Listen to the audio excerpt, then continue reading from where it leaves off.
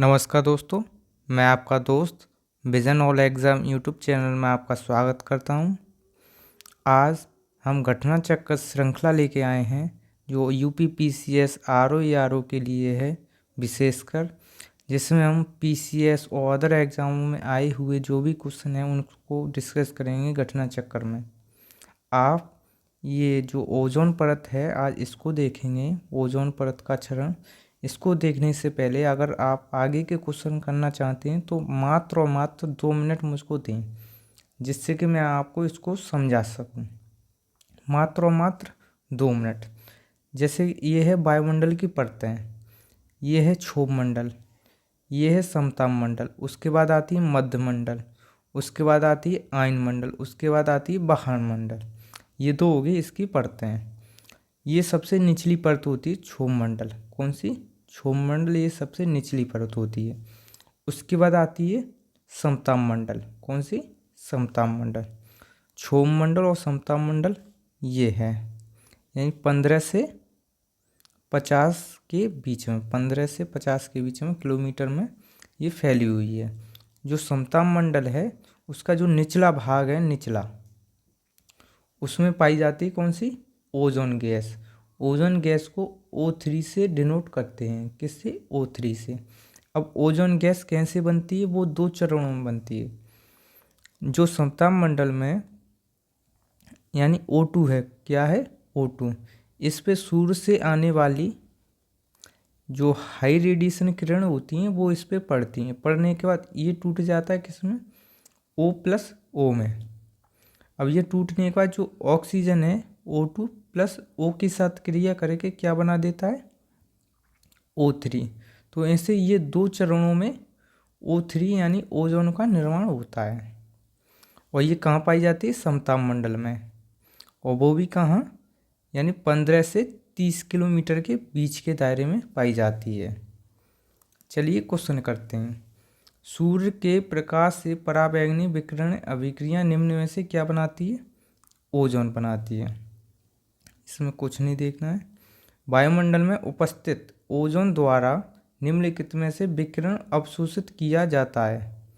कौन सा? पराबैंगनी किरणें। जो अल्ट्रावायलेट रेस आती हैं उनको अवशोषण किया जाता है, यानी अवशोषित किया जाता है। इसके लिए आप घटना चक्र 2023 की अपने पास रख लें, उसमें देखते चलें। ओजोन बायोस्फीयर को बचाती, किससे बचाती है? यानी ये बचाती है अल्ट्रावायलेट रेस से, यानी यूवी रेस से बचाती है, पराबैंगनी किरणों से बचाती है। वायुमंडल में उपस्थित ओजोन परत अवशोषित किसको करती है? अल्ट्रावायलेट रेस को, यानी यूवी रेस को। आगे देखते हैं। वायुमंडल में ओजोन परत, वायुमंडल में ओजोन परत पृथ्वी पर पराबैंगनी किरणों से जीवन की रक्षा करती है। किससे? पराबैंगनी किरणों से। अगर ये आ जाएगी तो बहुत सारी बीमारी फैल जाएंगी, जैसे त्वचा कैंसर हो गया और सारी बीमारी हो जाएंगी। ओजोन परत मानव के लिए उपयोगी है क्योंकि वह सूर्य से यूवी यानी अल्ट्रावायलेट रेस को पृथ्वी पर आने से रोकती है। अगर वो आ जाएगी तो तबाही मच जाएगी। अगले क्वेश्चन की बात करते हैं। निम्नलिखित युग्मों में से कौन सा सही सुमेलित नहीं है? ये पूछ रहा है सही नहीं है। पहला है रेनिटिंग पनीर, ये ठीक है। जैव विविधता प्लास्मिस, ये भी सही है। गोल्डन चावल, विटामिन ए, ये भी सही है। जो ओजोन परत है ये कहाँ पर पाई जाती है? समताप मंडल में। कहाँ?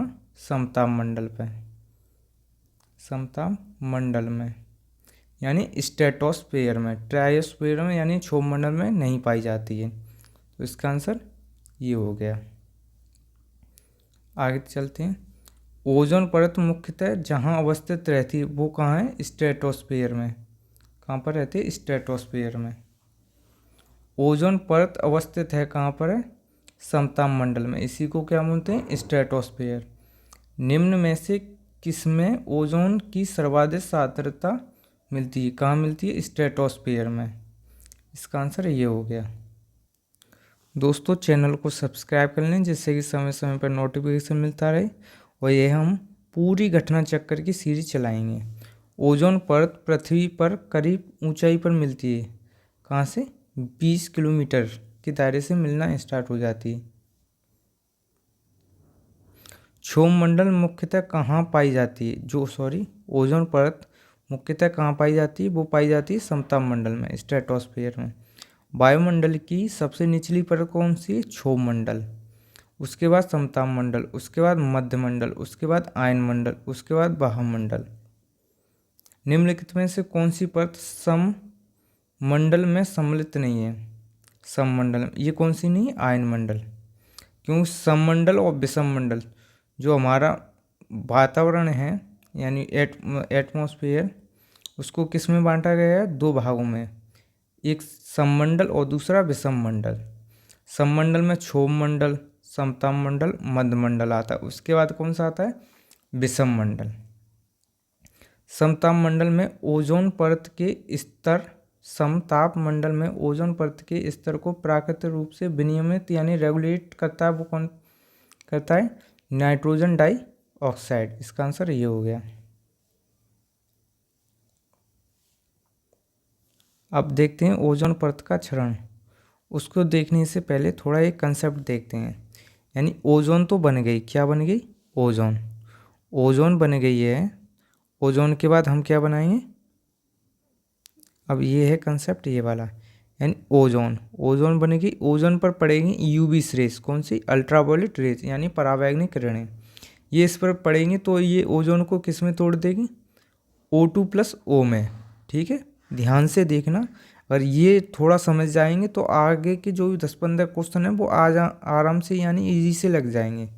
ये समझो, ये किस में तोड़ेगी? O2+O में। अब जो O2 है और O, अब इधर O2 से और +O से मिलकर क्या बना लेगी? O3। ठीक है, और फिर ये तोड़ देगी, इस पर फिर अल्ट्रावायलेट रेस पड़ेंगी, फिर ये इधर हो जाएगी।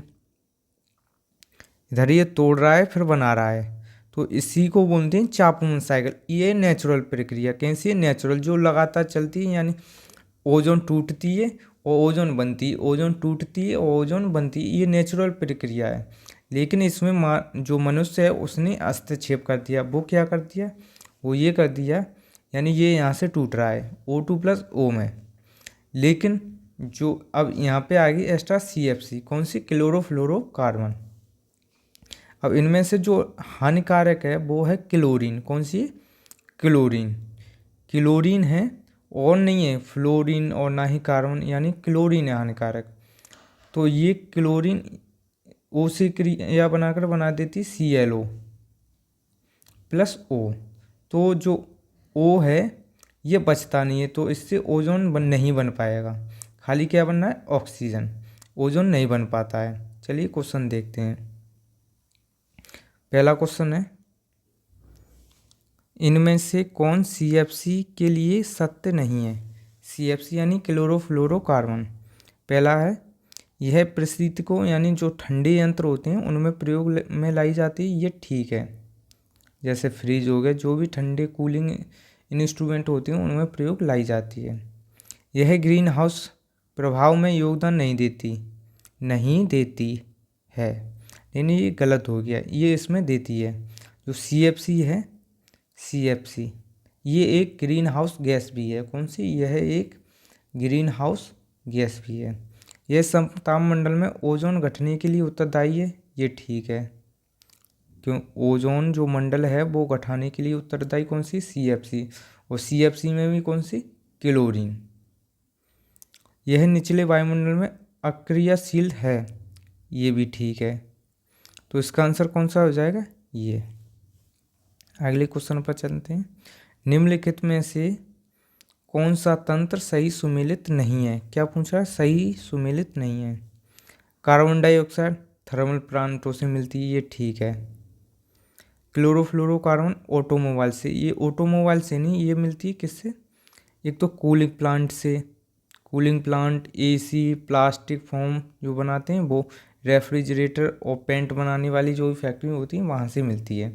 ये ऑटोमोबाइल से नहीं मिलती, ये कोई जलन नहीं हो रहा है। सो यहाँ से CO2 मिलती है, कार्बन मोनोऑक्साइड मिलती है। नाइट्रस ऑक्साइड ये कहाँ से मिलती है? जलमग्न धान के खेत से, तो ये भी ठीक है। सल्फर डाइऑक्साइड ये कहाँ से? ईंट के भट्टों से मिलती है, ये भी ठीक है। तो इसका आंसर ये हो गया। CFC कहाँ से मिलती है? यहाँ से। Cooling plant, AC, plastic form, refrigerator और पेंट्स की। ओजोन छिद्र के लिए उत्तरदायी है कौन है? CFC। और CFC में भी कौन सी? क्लोरीन। ओजोन छिद्र का कारण क्या है? वो है CFC। निम्नलिखित में से कौन सी गैस ओजोन परत के ह्रास के लिए उत्तरदायी है? वो कौन सी है? CFC। निम्नलिखित में से कौन सी गैस ओजोन परत के अवक्षय के लिए उत्तरदायी है? वो कौन सी है? CFC यानी क्लोरोफ्लोरोकार्बन। ओजोन परत को सर्वाधिक नुकसान पहुंचाने वाला प्रदूषक है वो कौन सा है? CFC chlorofluorocarbon. निम्नलिखित में से किस एक की उपस्थिति में ओजोनोस्फीयर में ओजोन परत का क्षय होता है? वो कौन सी है? CFC। बस आपको CFC याद रखनी है। ऊपरी वायुमंडल में ओजोन परत का क्षय निम्नलिखित में से किससे होता है? CFC से। इतनी बार पूछा गया है कि कोई हद नहीं है। निम्नलिखित में से कौन सा एक ओजोन परत की, अब ये पूछ रहा है ODS, ओजोन डिप्लेटिंग सब्सटेंस, और उसमें CFC ये है। मेथिल क्लोरोफॉर्म ये नहीं है। हेलोन ये है। नाइट्रस ऑक्साइड ये है। तो इसका आंसर यही हो गया। अब इसके लिए जो ODS हैं वो हैं CFC हो गया, हेलोन हो गया, जो हेलोजन्स हो गया, नाइट्रस ऑक्साइड हो गया, ट्राईक्लोरोएथिलीन हो गया, हेलोन 11-12 हो गया, हेलोन 13-01 हो गया। ये आपको याद रखनी ही है। अगले क्वेश्चन की बात करें। निम्न ग्रीन हाउस गैसों में से ऐसी कौन है जिसके द्वारा ट्रोपोस्फीयर में ओजोन प्रदूषण नहीं होता है? वो कौन सी? Carbon monoxide. अब ये वाला क्वेश्चन ये है, ओजोन छिद्र का निर्माण सर्वाधिक कहाँ होता है? वो होता है साउथ पोल में। कहाँ होता है? साउथ पोल में, और वही अंटार्कटिका में। इसका आंसर ये हो गया। अब ये भाई साहब UPSC का, IAS का, ये इसको हम नहीं करेंगे। यहाँ से कुछ भी RO में नहीं बनेगा, आपको बताते हैं। जो भी IAS के क्वेश्चन हैं उनको हम छोड़ देंगे। फ्यूजो में कौन सी गैस? मेफ्रॉन।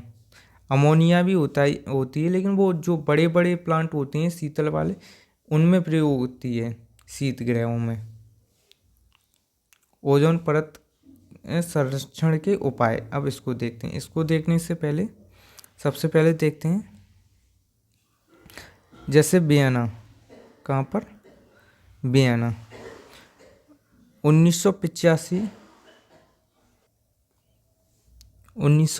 की बात करें, 1985 में हुआ था वियना कन्वेंशन। यानी वियना कहाँ पर है? ऑस्ट्रिया में वहाँ पर लोग इकट्ठे हुए। अभी ओनली लोग कैसे इकट्ठे हुए हैं, अभी कुछ हुआ नहीं है। फिर उसके बाद 1987 में क्या हुआ? मॉन्ट्रियल प्रोटोकॉल यानी मॉन्ट्रियल फ्रेमवर्क हुआ। इसमें 197 देश शामिल हुए। उसके बाद CFC पर रोक लगा दी गई, यानी क्लोरोफ्लोरोकार्बन पर रोक लगा दी गई, और कहा गया कि CFC के स्थान पर किसका प्रयोग होगा? HFC का। यानी इसमें किसका जो एक्शन हुई है, यानी क्लोरीन की जगह हाइड्रोफ्लोरोकार्बन, यानी फ्लोरीन और कार्बन ये तो अब भी है, ये चेंज किया हुआ है।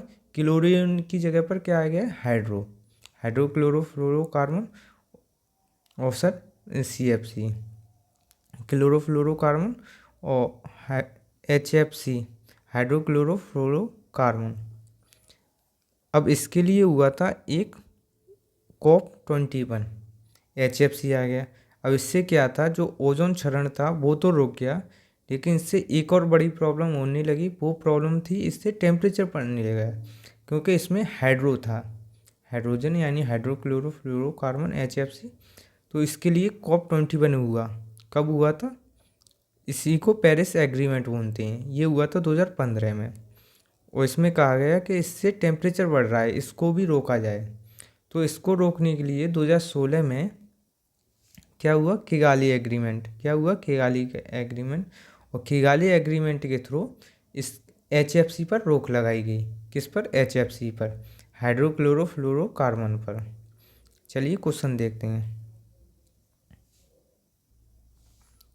ये क्वेश्चन है, निम्नलिखित पदार्थों में से कौन ओजोन परत रिक्तीकरण यानी क्षरण कर रहा है। क्लोरोफ्लोरोकार्बन यानी CFC, हेलोन्स, कार्बन टेट्राक्लोराइड, ये यानी ये तीनों कर रहे हैं, लेकिन रोक किस पर लगाई गई, ओनली CFC पर। इसका आंसर ये हो गया, तीनों है। इसको बोलते हैं ODS। ODS का मतलब होता है ओजोन डिप्लीटिंग सब्सटेंस। निम्नलिखित में से किसने तिब्बत पठार के ऊपर वर्ष 2005 में ओजोन आभा मंडल, क्या ओजोन आभा मंडल, ओजोन हेलो का पता लगाया था। ये पता लगाया था केंट मूर ने, GW केंट मूर ने। मॉन्ट्रियल प्रोटोकॉल निम्न में से किसके रक्षण से संबंधित है, वो किसके, ओजोन परत। मॉन्ट्रियल प्रोटोकॉल किससे संबंधित है, ओजोन परत के 6 से। थोड़ा थोड़ा बस देखना है, बाकी सारे क्वेश्चन लिखेंगे। मॉन्ट्रियल प्रोटोकॉल निम्न में से CFC पर रोक लगाता है। ये पूछ रहा है कौन सा सम्मिलित नहीं है। प्रथम विश्व जलवायु सम्मेलन कब हुआ था, 1900 यानी 79 में, ये ठीक है। प्रथम पृथ्वी सम्मेलन, पृथ्वी शिखर सम्मेलन, जिसको एजेंडा 21 बोलते हैं, ये कब हुआ था, ये हुआ था 1992 में। कहाँ पर हुआ था, रियो डी जेनेरियो में।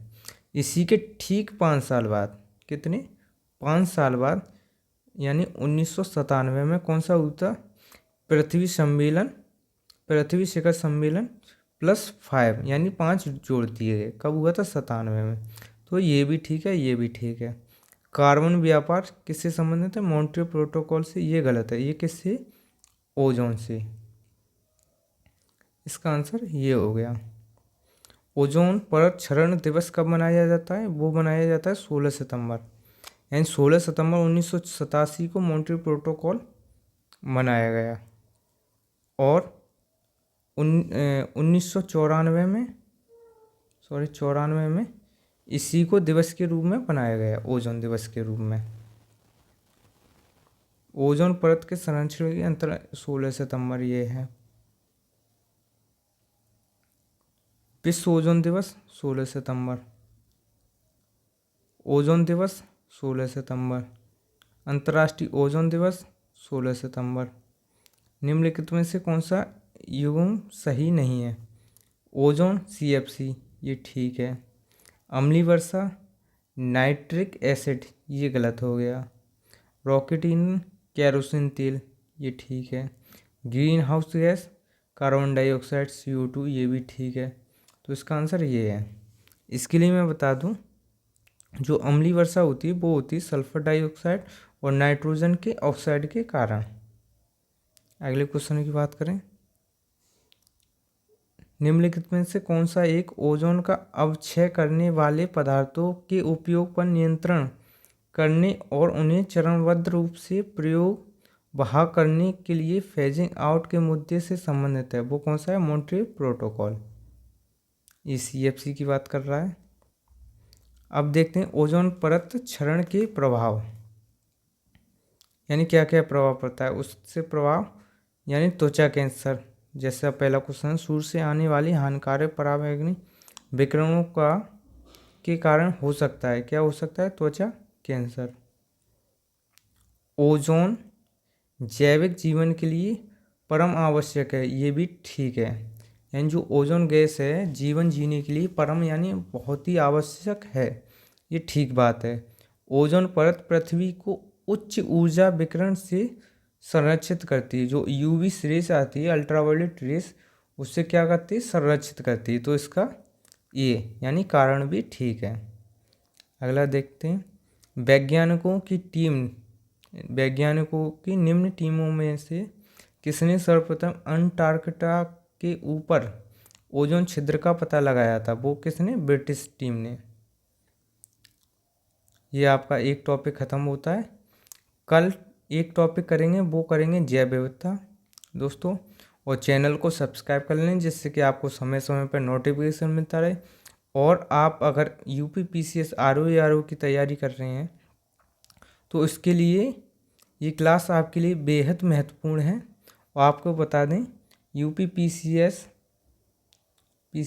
RO और ARO के लिए आपको जैसे ओजोन ये है इन्वायरमेंट, पहले तो इन्वायरमेंट सेक्शन पूरा कराया जाएगा, उसके बाद एक टेस्ट दिया जाएगा, उसमें 140 क्वेश्चन होंगे, वो भी डिस्कस कराए जाएंगे, यानी सेक्शन टेस्ट भी होंगे।